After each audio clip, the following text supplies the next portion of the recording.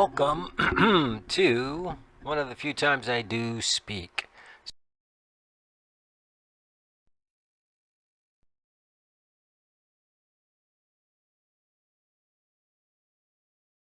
Today, Command Ops 2, we're doing Lang's Challenge, which is a Steam workshop scenario by the great, the one, the only, Sharp End Gaming. I have quite a few of his, and this one is part of a series from January, actually from November 1943 going forward.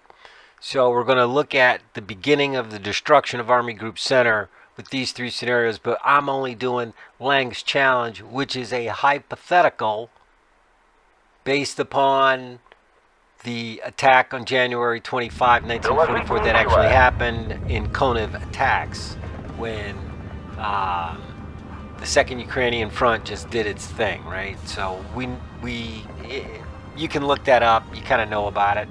But this is Lang's Challenge. Now, Lang is a division commander, and he has a particular job. He's got to hang on to Army Group North. Okay?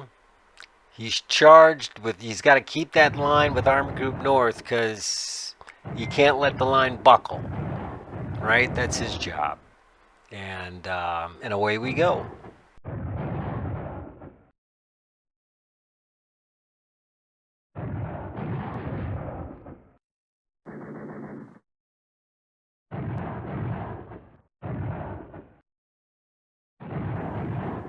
January 23, 1944. German commanders began to observe a buildup of enemy forces in the 389 Infantry Division sector of the front line. Artillery barrages were called down upon the massing columns of men and vehicles, and messages were sent back to 9 Corps or 11 Corps, XI, I don't know.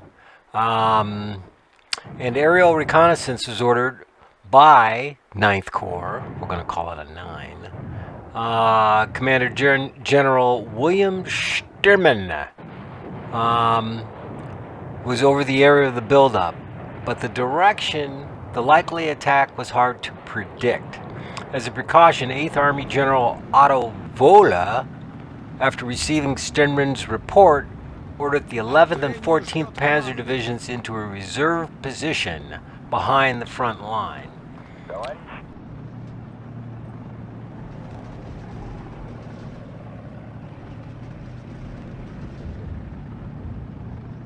So, German commanders scoured the front line for reserves, barely getting into position a battle group from SS Viking and the 676th Infantry Regiment, all from the 57th Infantry Division. The Russian advance slowed. By 1000 hours, the Soviet forces had advanced only 3 kilometers. In response, new attacks have been ordered south of the 389th Infantry Division against German defenses east of a couple different towns.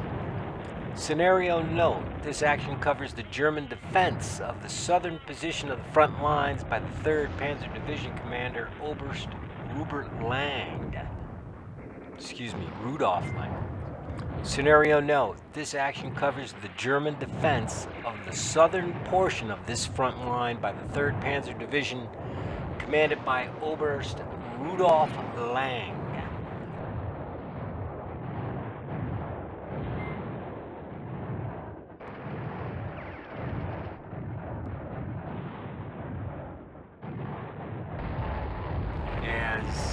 It's just as a gamer, a Wargame fan, is these units.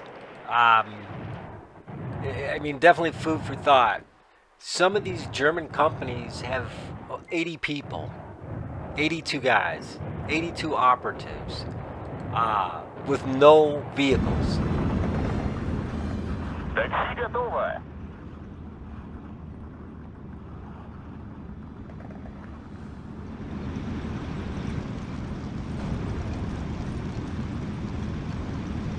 The Soviet side, Soviet battalion will have anywhere from 289, or excuse me, Soviet company will have anywhere from 289 guys to 115. Some of these smaller units, the headquarters units might only have 27 guys. 30. Some of the engineering units won't have many at all. They could have less than 20 guys.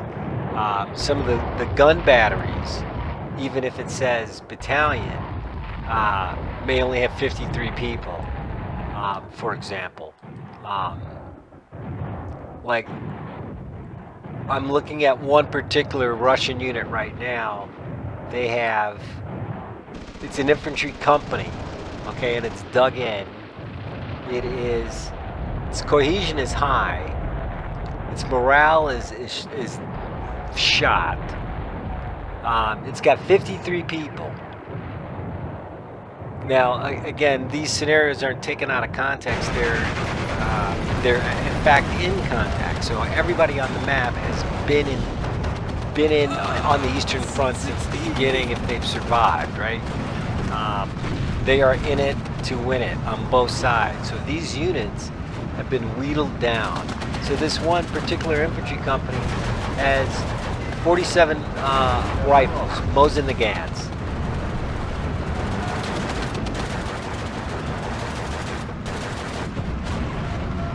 You are held responsible for the unit that you have. Each unit is not full strength. They've been fighting since the beginning of the war. So this game throws that wrinkle at you. Now, we're looking at, or maybe we're looking at, the Steel Division 2 piece. Now this is from the Russian side. Now, the map we're playing on in Command Ops 2 is, and here's the map. So it's 20 kilometers across, and it's 20 kilometers long. So it's 20 by 20. That's 400 square kilometers.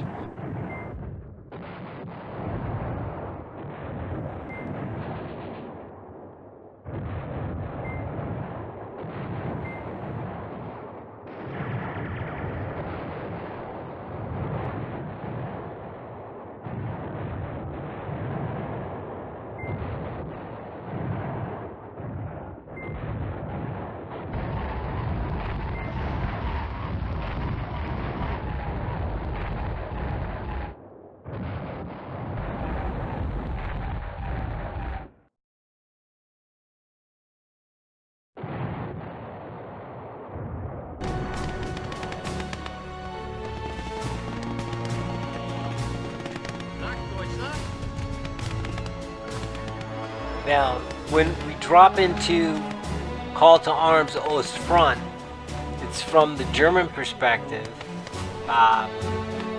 No, it's from the Russian perspective again. What am I saying? That's from the Russian perspective. The two, I have to start this all over. Alright, so, when we're looking at Command Ops 2, I'm playing the Germans against this advancing Russian horde. The drop-ins from Steel Division 2 and Call to Arms Ost Front are from the Russian side moving toward the attack. Okay, so in one, as the Germans, I have no fog of war, but as the Russians, I have complete fog of war.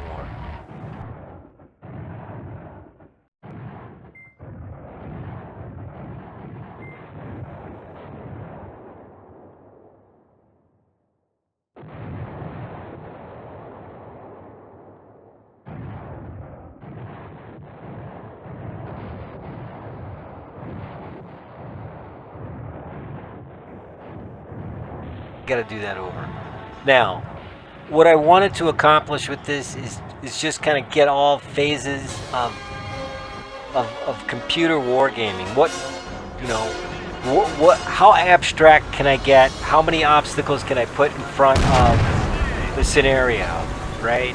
So you have command, you have logistics, you have time delay, you have terrain, you have low numbers of troops, you have zero air, you have high ground, they're going to be attacking forward elements on the wrong side of the river.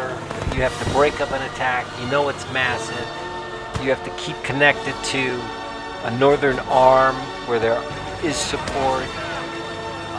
You have internal cohesion, internal morale, and that's all the stuff that you can do, right, in a war game. So it's quite comprehensive, but it takes hours, right? So, but it's, I mean, that's the trade-off. If you like it, you can study it. Humans have been doing this river crossing thing since the beginning of time.